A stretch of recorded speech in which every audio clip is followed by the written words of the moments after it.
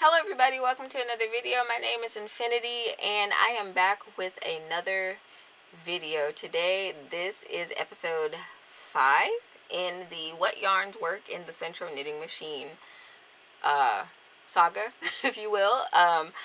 This is not a tutorial, but if you are looking for tutorials, I have many. They are back on my channel in a playlist, so subscribe and hit that notification bell if that's content that you want to see in the future. I am adding to that throughout the year, so you're not going to want to miss out on it.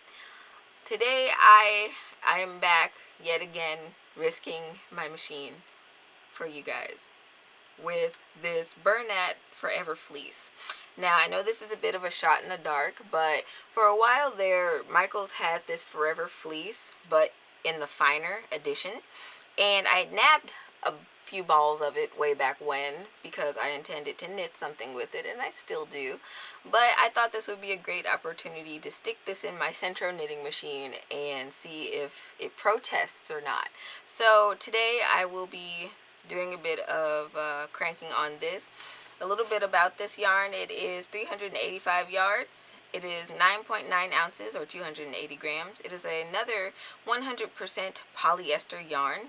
And this one's actually considered a 5-weight yarn. So right off the bat, I'm just like, 5-weight yarn in my machine. If I pluck a little strand of it out of there, this is about the thickness of it. It is a brushed texture, which doesn't seem bad. You know, it feels like it should run through this machine in theory, so we're going to test it out in fact. We're going to find that good old center string here.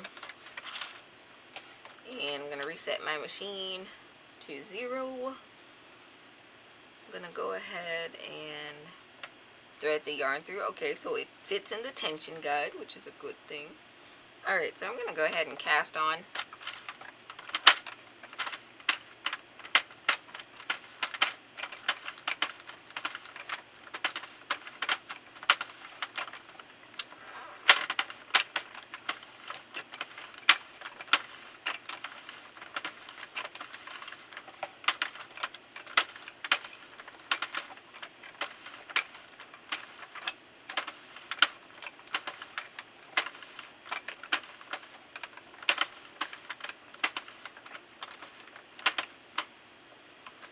Alright, and my white indicator needle has come back up here.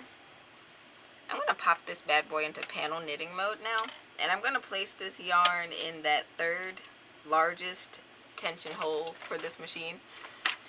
And I think I'm going to go ahead and knit a panel today. Why not? Going to make it look easy, hopefully. Hopefully my machine cooperates with me today.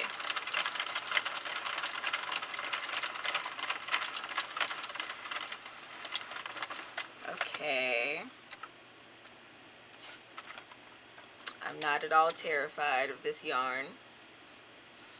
As always, that first cast on row is never really the great indicator of whether or not a yarn will work in this machine or not.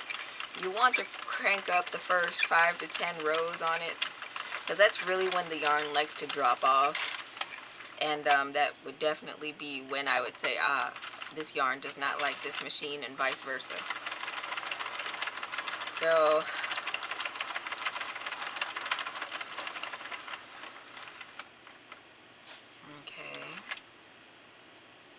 So a little pro tip: if you ever see me doing my tutorials or these videos and I stop to pull out a bunch of yarn, that's because, you know, the tension from the yarn ball itself can add a little extra stress on your machine. So if you want to avoid wearing out your gears just a little bit, you know, a little bit more, then pull out a bunch of yarn and just have it pull from those piles of yarn instead of straight from the ball, and that'll put a lot less stress on your Sentro.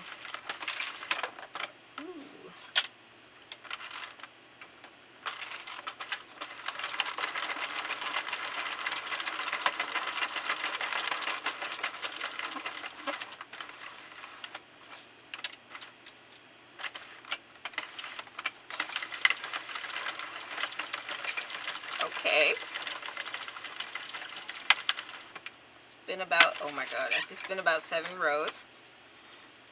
and I feel like I just dropped a stitch. I did. Oh no. Oh no. Can we get it to correct itself? Those are going to be tucked stitches, I can already tell.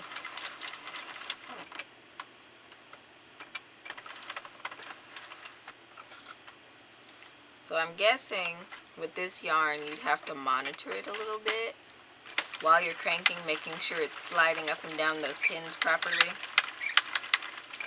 Oh my god, it's dropping them. It's dropping them. So, okay. Okay. And that was a totally different spot. Interesting.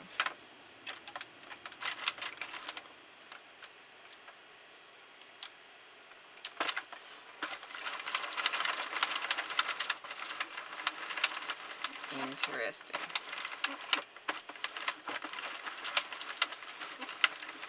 And I'm not going back and fixing these stitches, mostly because I want you guys to see what it looks like when you run different yarns through this machine. It's kind of the whole point of this series, because if I just go back and fix everything, of course every yarn's going to work with the machine, and that kind of defeats the purpose, and it doesn't really satisfy anybody's curiosity. So what I'm noticing here is probably after row 10, like row 11, right? My machine decided to not grab this yarn, so I feel like it would take you a lot longer to crank with this yarn in general, because you're going to have to keep a close eye on the yarn, making sure that your stitches aren't tucking. Like I have 5 stitches on this one pin, which isn't great. And then I notice on my return pass that my needles don't like catching the yarn sometimes. Okay, so I'm just going to return back around one more time, and then we're going to pop this off. We're going to pop this off, just so you can see how raggedy this looks right now without all the extra care.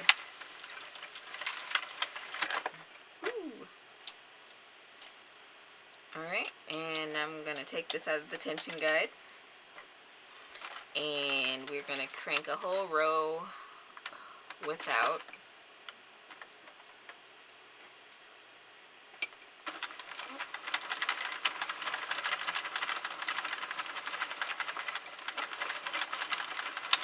Yeah, I got like 4 and 5 stitches on some of these pegs. It's not the greatest.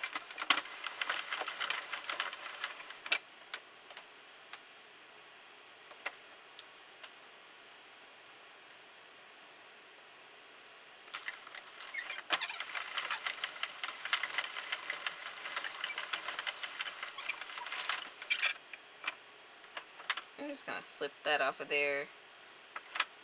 Okay, and some of these stitches just hung on too, so I'm going to have to pull those off myself. And there's one more on the other side.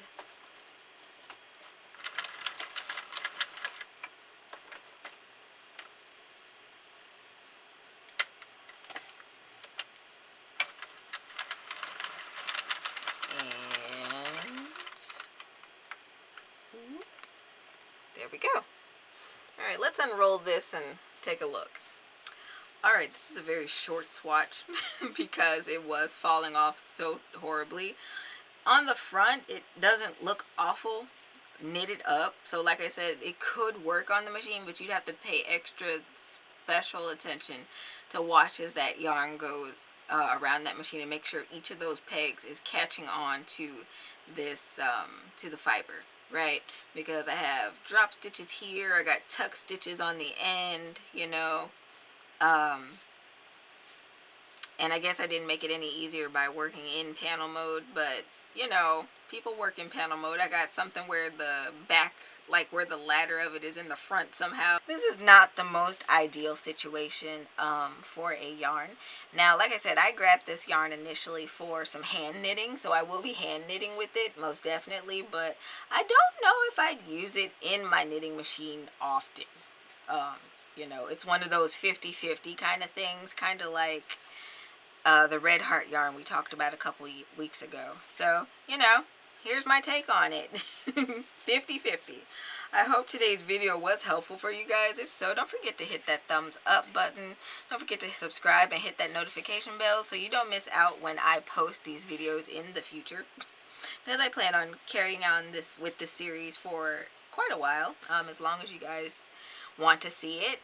You can support this channel by, well, of course, subscribing, but also heading over to my website, signing up for the newsletter. You can check out my pattern shop. I write and design my own knit and crochet patterns.